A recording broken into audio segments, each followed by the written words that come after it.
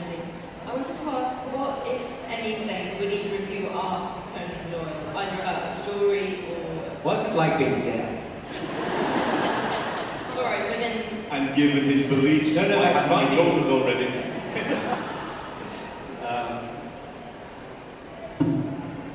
I would genuinely specifically like to know, he wouldn't remember, he's dead, but it'd be good, what the incident was that stopped him writing a proper ending to The Engineer as his thumb, which I think we've always said, it's a weird, it's a wonderful story, completely truncated, and we've always thought someone just knocked on his door and said, do you want to come and play a game of cricket or something? But it's absolutely outrageous, and there are a couple of instances where he was a shipwreck or something, and just goes, and then they all died. And off you go. But yeah, so we don't.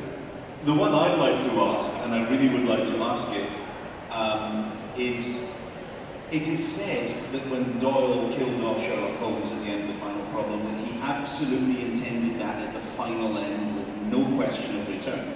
And every Sherlock Holmes and Doyle scholar has agreed that was his intent. And he himself always stated that was the case. And I think he's a big fat liar.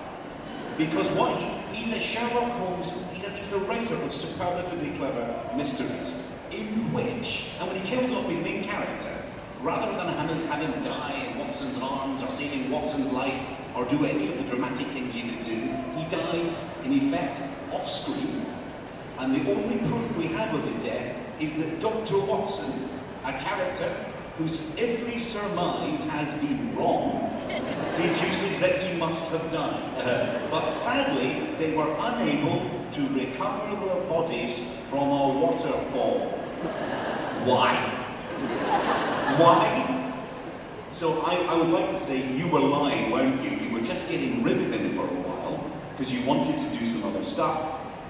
And the other thing I might add is you never ever fell out of love with Sherlock Holmes because the stories, even to the end, even when they're weakening a bit, are still too damn good and too full of life and vim and vigour and humour for you not to have loved them, even if you didn't think you should, is what I'd say. I mean, actually, to be serious, the real question is, you'd ask, how are you so brilliant? Because he was. I mean, I'm sure he would be very diffident about it, and he regarded them as just a bit of fluff, really, but I mean, he was just the best. Right, number two.